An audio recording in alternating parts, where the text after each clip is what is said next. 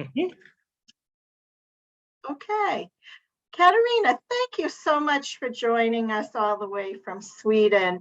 I'm just so excited to chat with you again. You were wonderful reaching out back in 2020 when we read the Readers of Broken Wheel Recommend, which unfortunately our copy is out because I recommended it to a patron a couple of weeks ago and she still has it out. So I would be showing that. But today we'll be chatting about Welcome to the Pine Away Motel and Cabins.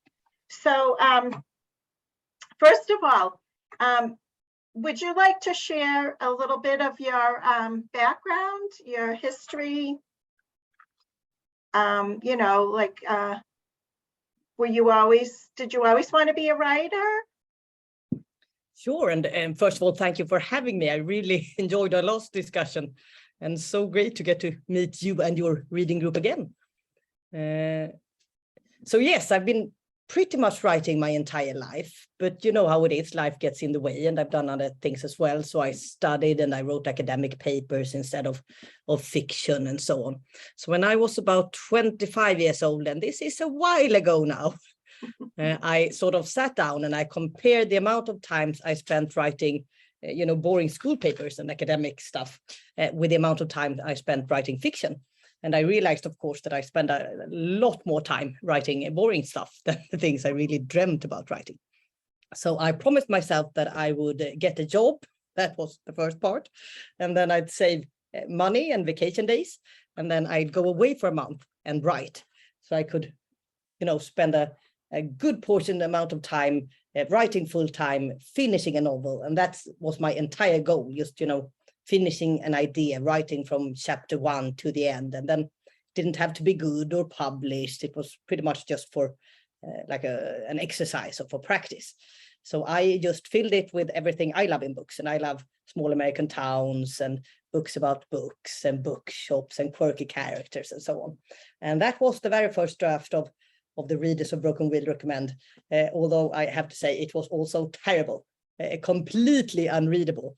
Nothing happened for like the first 100 pages. So it took a long time after that, the first draft, until it was ready for publication. Mm-hmm. And that was your debut novel? Yes, it was. Yes, it was. Mm-hmm. So now this book, Welcome to the Pine Away Motel and Cabins, how long did it take you to write that book? It's actually a story that I carried with me for quite a long time. So I worked on it, you can say, for years before I actually sat down and wrote it. And the reason was that I had sort of the first part of the story. I had this idea of writing with a story where the main character died. That was the first sort of small part of the first idea. And then Henny, the main character, came to me very vividly and very clearly. So she walked with me like a ghost, you could say, for years before I managed to actually piece together a story. I think what changed it was when I also added their background as a group and the anti-gay ballot measures in Oregon. And I have a lot of friends from Oregon who told me what it was like to grow up with these measures that came very regularly from 1994 and onwards, and what it meant for them always to have to defend their identity and their rights to exist. So I sort of brought those two ideas or parts together. Okay. So I know Henny has a very special place in your heart. Could you elaborate a little more about why Henny's so special to you? I think it's partly because she's so different from me. Henny she hasn't lived a very exciting life, perhaps, and she hasn't done very much. And if you looked at her life sort of from the outside, she hasn't traveled, and she's lived in the same small town where she was born, and she works at the same place. That was her first job. But she has this capacity to love people and to be present in the place where she lives and love the people that she has around her and this small town where she grew up. And I think that capacity for love is what really explains Henny or who she is. And I think that's why she was such a big part of me for so very long time. So when the story was finished, I have her name tattooed on my wrist as a sort of reminder to keep her with me, and a reminder to be more present in the place I'm at the moment, and be open for love and people close to me. And this, as I was reading the novel, and I feel the same way about your debut novel as well, they would make wonderful films. Don't you agree? I hope so one day. I think so too. Now, because they're set in the US, who could you picture as an American actor playing the role of Henny? Did you ever give that any thought? No, not really. That's a great question. Do you have any in mind? No. No. Both. Well, that will be something for you to think about, because yes, someday, and also perhaps for you to discuss in your group. Yes, you can let me know what everyone thought. Definitely. So if we segue onto your writing, your whole writing process, how many hours a day do you spend writing usually? It depends very much about what stage of writing a book I'm in. If I'm in the very beginning, when I sort of make things up and decide what's going to be in and write the very first draft, then I could sit perhaps 2-3 hours a day writing, and then I'm just tired and have sort of used up all my ideas. But if I'm editing, so I have a finished draft and I'm tweaking words or improving the text, then I could sit for like 8 or 9 or 10 hours. So at the moment for my next book, I'm in the making things up stage. So I write approximately 2 to 4 hours a day. And then I try to have a sort of thinking session in the evening where I think, but don't really expect myself to put anything down on paper. So as you're writing and creating your storyline, is it something that I've seen authors that use Post-it notes or have a big bulletin board and have the string going to, how do you process your storyline well, it used to be, I used to have a very long piece of paper, like several meters. You could buy it in Sweden on like you roll out to use for children to paint on. So I've used those in the past, but now, and come with me and I'll show you my hallway. I've discovered this amazing thing. It's a whiteboard plastic that you can attach to your walls, and it's just like, I think, static electricity, so it doesn't damage the walls, and you can easily remove them. So this is part of my next book. Oh wow! And can we have a little teaser about what your next book will be about? It's about it's a cozy crime series. So it's about a Swedish English writer who solves crimes when she should be writing. So the first one has just been published in Sweden. She's in a small town in Cornwall in southern England. And she has retired there because she's suffering from writer's block. And she's sure that she's going to find inspiration in the air in this small, slightly dying Cornish town. So what made you write a mystery this time? What? I've always wanted to write a murder mystery. I mean, I grew up reading Agatha Christie and all these stories. There's such a lot of those really great, still cozy crime. I mean, it's not too bloody. There's a very slightly explosive tea party in my book, but it's still nice reading. I can't really handle if it's too bloody. Right. So this is still relatively tame. So are you hoping to create a series based on this character? Yes, I am. So I'm writing on the second book now. So it's an entirely new thing for me to be able to come back to characters and keep developing them. That's my dog you hear in the background. Fine. We're all animal lovers. That's that's good. That's good. So this book that you just recently published.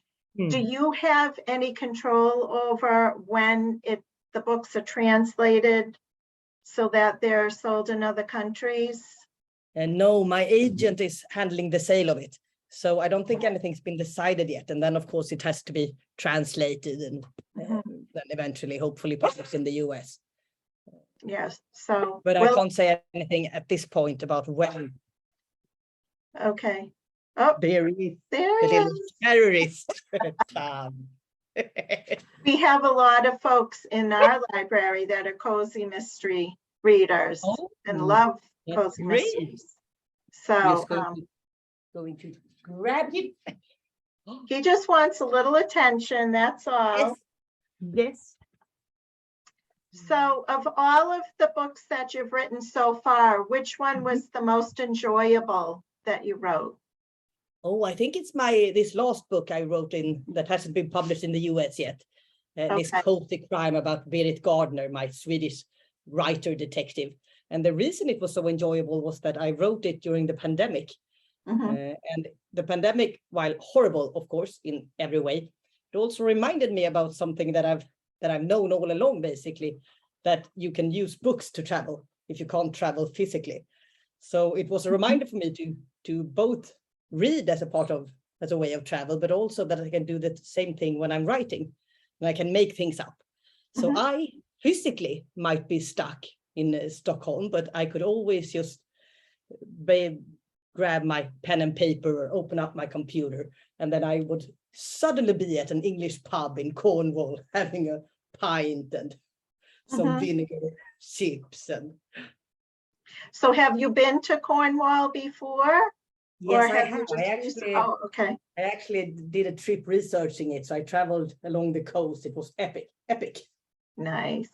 That's great. So you can really write from firsthand experience what the feel is and the atmosphere. Yeah, excellent. So of your other books that you've written, I know we've talked about you're hoping this mystery book becomes a series. Would you ever write a sequel to any of your other standalone novels, or you just want to leave it be?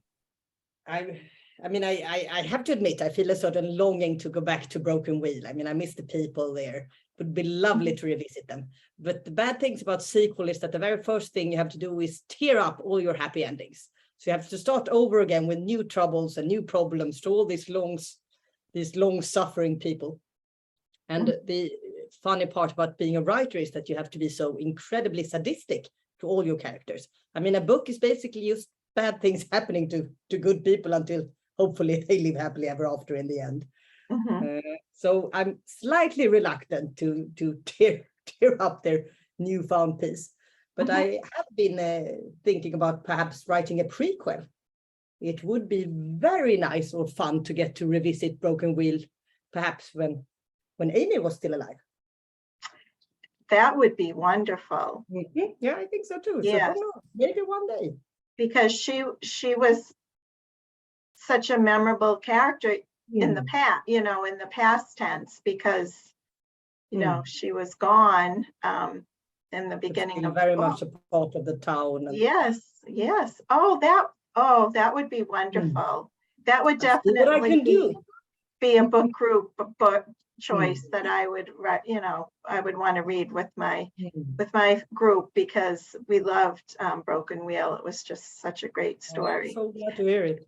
So when you're what do you like to do on during your downtime when you're not writing?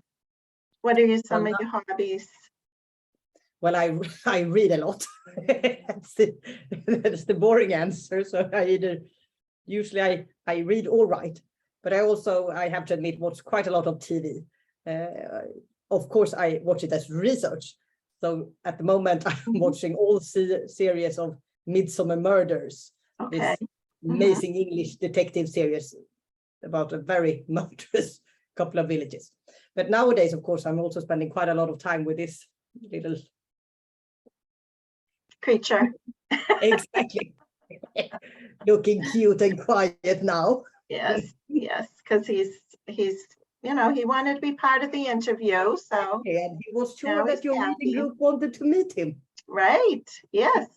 So do you have any favorite authors that you like to read that we would recognize? Do you read mostly Swedish authors? Do you read American authors? What do you prefer to read? I think, I mean, I read widely, basically anything, but you know, probably mostly Americans. Okay. I have so many favorites, so I'm not even sure I can mention, you know, a few, and then because then I'll just worry about all the ones I didn't mention. But at least I have to. Fanny Flagg is, of course, a huge favorite with me. I love her books, and I love also the movie. Right, made it at with the Stop Cafe. It's one of the few books I think that was also almost equally good as a movie. Yeah, we read the Wonder Boy of Whistle Stop, I think last year, and everyone loved it because, you know, primarily we read books. One of my book group ladies, Phyllis, she's always asking can we read a book with a little meat in it, you know, like just not all fluff. And but there comes a time that you read some really heavy books and you need a break and you need something more pleasurable. And but yet it's going to touch you as well. And this is why reading your book, I think, was a great choice for the summer.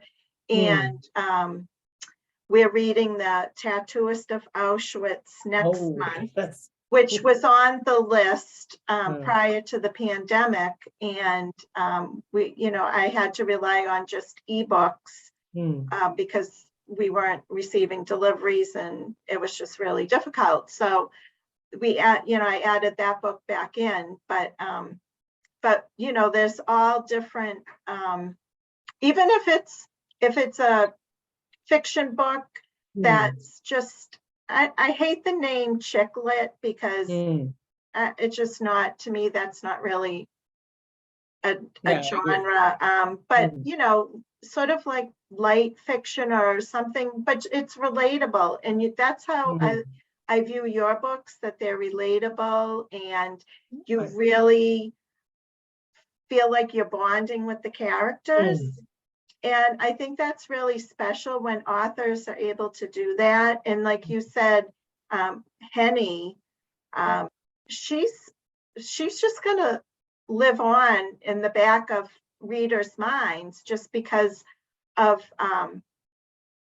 her legacy and the way she touched so many lives. And you know, it's just, I'm in awe of writers that are able to create these stories and characters that really resonate with folks. And I do have to say that it's amazing for anyone to have that special gift and share it with others. I think it's great.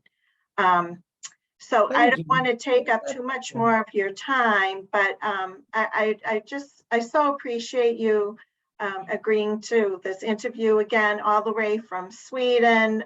It's my pleasure. It was amazing. Nice chatting with you. And you know, like I said, it's just been great, and everyone will be so excited to see you. It's one thing, you know, when we have our discussions and I put a slide up about of the little author bio with the photo, or sometimes I'll attach a brief little YouTube interview when I send out an email to the group. But this is just so much more personal, and I just think it's amazing. So I'm going to stop recording, but hang tight because but please, I'd still like to chat. I'd love to hear. Where do I stop recording? Right up here.